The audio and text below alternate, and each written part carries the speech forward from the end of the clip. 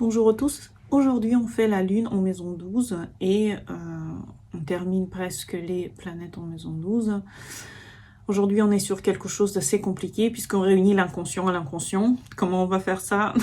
Comment on va faire pour réunir les besoins affectifs, la sécurité émotionnelle, la maman interne, la maman externe, l'attachement, la mémoire, tout ça? Comment on va réunir tout ça avec le karma, la solitude, quelque part cette compassion, cet inconscient. Et donc ça peut effectivement d'abord parler de quelqu'un qui est extrêmement empathique, de quelqu'un qui sait montrer cette empathie par le travail qu'il fait. Ça peut être un médecin, ça peut être quelqu'un qui s'occupe des enfants, quelqu'un qui s'occupe des adultes, ça peut être quelqu'un qui travaille avec l'inconscient des gens, quelqu'un qui est proche de l'inconscient, puisque la Lune, ça nous rapproche un peu de notre inconscient, mais aussi dans l'inconscient de l'autre. Mais il y a comme si vous sentez que votre être, il est attiré vers l'aide un peu sacrificielle aux autres. Ça peut être quelqu'un qui a des enfants, qui a beaucoup d'enfants, ça peut être quelqu'un qui se sacrifie un peu son corps, son esprit pour les autres, pour quelque part une mission plus grande que lui-même. Donc, ça peut être quelqu'un de très sensible aussi, l'hypersensibilité fait partie de ça, un amour qui est refoulé aussi, un besoin de montrer cet amour de façon un peu, pas toujours concrète. Et c'est vrai que c'est pas facile, et on va d'abord parler de l'enfance, on va regarder pourquoi, qu'est-ce que ça a pu donner comme sensibilité dans l'enfance. D'abord, on peut se dire que, puisque la maison douce est une maison quelque part un petit peu fermée de l'œil des autres, ça peut être une mère aussi un peu fermée de l'enfant, émotionnellement peut-être absente, épuisée, triste, peut-être qu'elle était malade ou en souffrance, peut-être elle montrait pas tout ce qu'elle ressentait, c'est clair. Et parce que vous voulez vraiment comprendre comment se sent votre maman, inconsciemment parlant, vous commencez à ressentir les choses un peu plus fortement. C'est-à-dire, vous essayez de comprendre ce qu'elle ressent. Et ça peut vous donner l'impression que vous ressentez tout le monde, tout, et que vous n'êtes pas protégé émotionnellement de tous ces ressentis. Il peut y avoir aussi une ambiance assez floue dans la famille, dans laquelle il y a beaucoup de non-dits, dans laquelle il y a beaucoup de tristesse aussi, puisqu'on ne dit pas tout ce qu'on ressent, on a du mal à le dire. Donc vous pouvez vous taire émotionnellement. Donc si à la base votre soleil, d'autres planètes, le maître d'ascendant par exemple, ou l'ascendant, sont des signes qui sont protégés par cette ambiance froide, ça peut être vous êtes Verseau, vous êtes Capricorne ou ascendant, ça peut être quelque chose qui va avec cette lune en 12 et ça va pas vraiment vous nuire quelque part. Ça va même vous aider. C'est une certaine tendance à vous renfermer aussi et donc quelque part se taire émotionnellement pour vous, ça va être quelque chose de normal. Mais si vous avez un soleil plutôt ouvert, c'est vrai que ça peut être une tendance à ne pas savoir quoi faire dans la société. Est-ce que je dois plutôt être quelqu'un d'ouvert et de compréhensif et peut-être de montrer mes émotions, ou je peux parfois aussi ne pas les montrer, ou vous pouvez paraître faux aussi parfois, parce que justement, vous essayez de fermer quelque part l'ambiance, vous la fermez. Et ça peut être aussi une sensation que vous êtes invisible, une sensation que personne ne comprend ce que vous ressentez, puisque vous le fermez. Vous savez, chaque planète, c'est ce que vous faites, mais en même temps ce que vous pensez que les autres font à vous. Donc c'est vrai que vous pouvez ne pas ressentir les émotions des autres, ou paraître comme si personne ne comprend ce que vous ressentez. Mais comment on peut comprendre si vous ne le dites pas, ou si vous avez du mal à exprimer aussi ce que vous ressentez? Par exemple, si vous étiez un enfant très très sage, très très calme, mais intérieurement c'était une catastrophe chaotique, et vous avez eu du mal à quelque part garder ce calme apparent, et vous devez vraiment beaucoup, par exemple, vous avez beaucoup investi dans un sport ou dans un travail, dans des études pour justement ne pas vous perdre. Ça peut être aussi beaucoup de silencieux pleurs, hein, où vous ne dites pas à tout le monde ce que vous ressentez. Ça peut être aussi un besoin de ne pas déranger. Par exemple, pensez que si vous venez avec vos problèmes, vous allez déranger votre papa ou votre maman. Ça peut être vraiment des pensées que vous pouvez déranger. Ça peut être aussi un total attachement à vos rêves. Donc ça peut être vraiment des rêves très importants pour vous. Et votre imaginaire peut être une certaine forme de refuge. Donc c'est là où vous pouvez devenir effectivement même un écrivain ou un poète ou un musicien qui, à travers effectivement la musique, le monde imaginaire, transmet ce qu'il ressent. Et ça peut être un hyper attachement justement à la nature, aux animaux, aux plantes, même aux enfants, toutes les choses sensibles qui ont besoin d'être protégées, qui ont besoin d'être...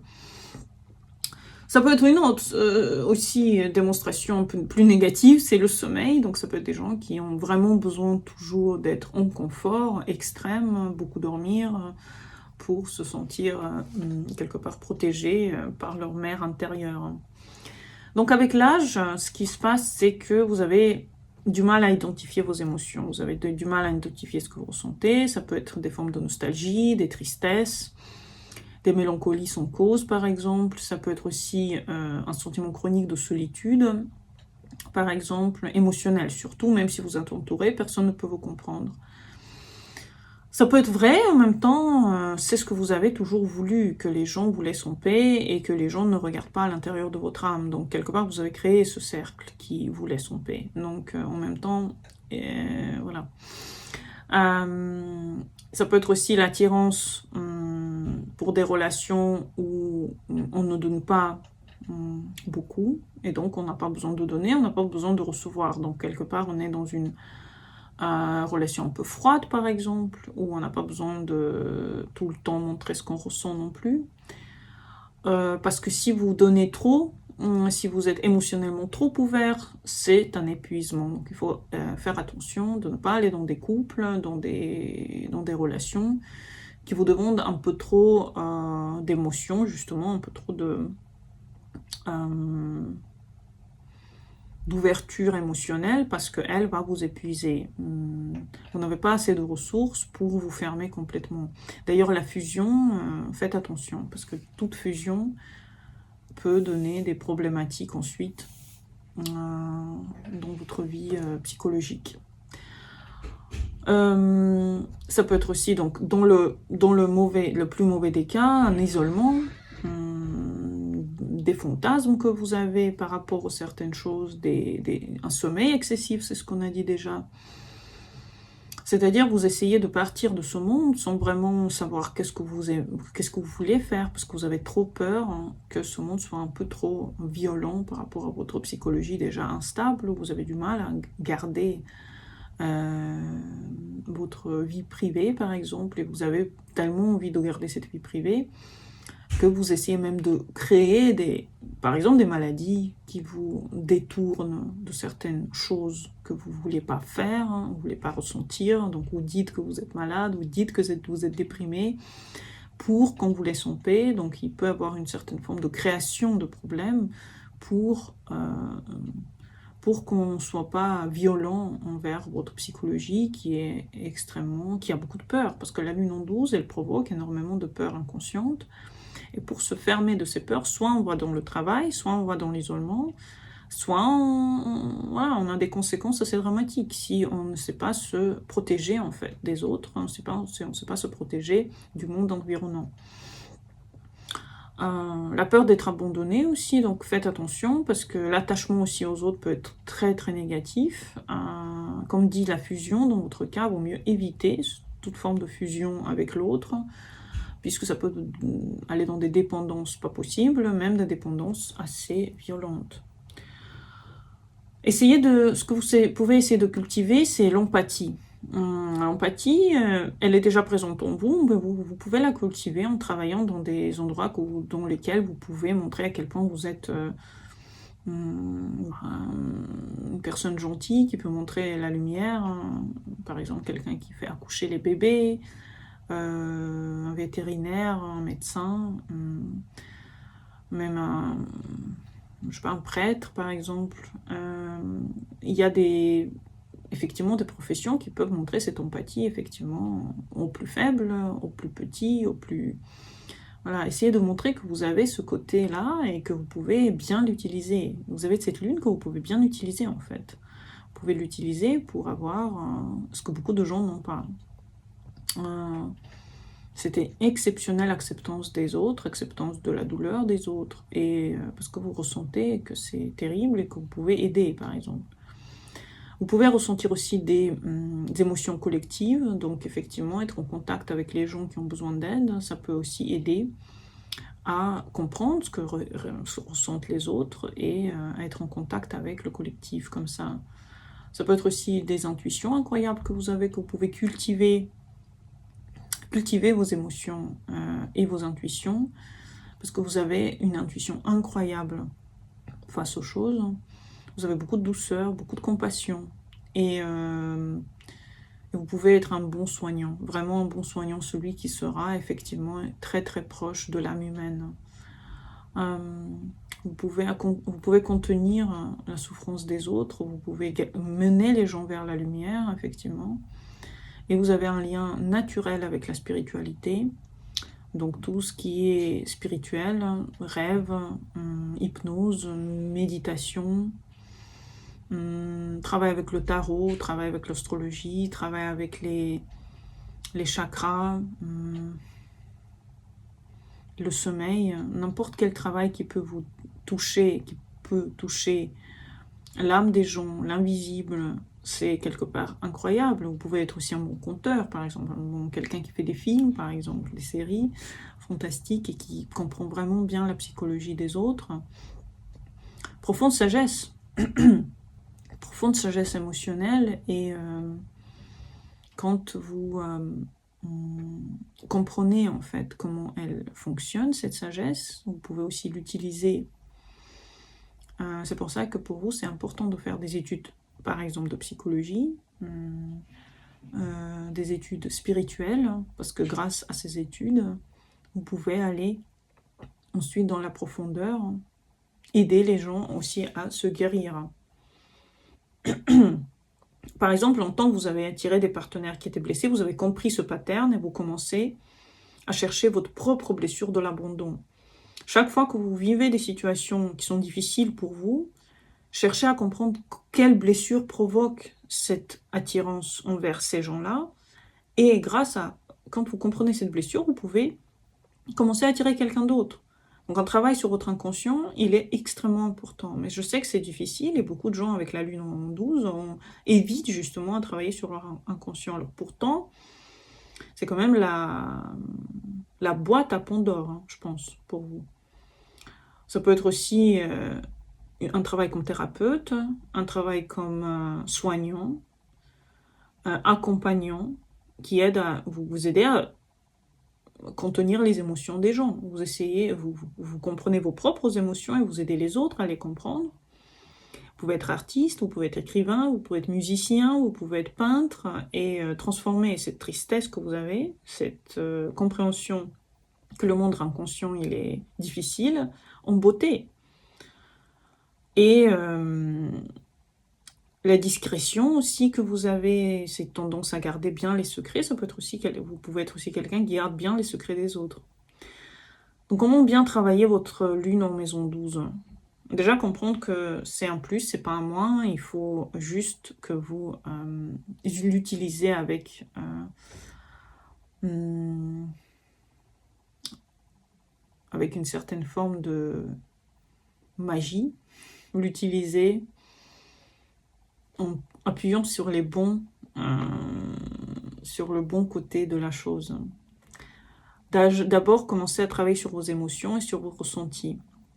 Apprenez à dire ce que vous ressentez déjà à vous-même. Nommez les émotions que vous ressentez et peut-être ayez un journal émotionnel dans lequel vous écrivez qu'est-ce que vous ressentez, vos intuitions de la journée. Travaillez, peut-être aller en thérapie, travaillez sur votre enfant intérieur. C'est très important d'abord de vous soigner vous, si vous sentez que vous en avez besoin. Sortez du sacrifice émotionnel. Arrêtez de servir les gens qui vous utilisent. Peut-être c'est une maman, peut-être c'est un parent.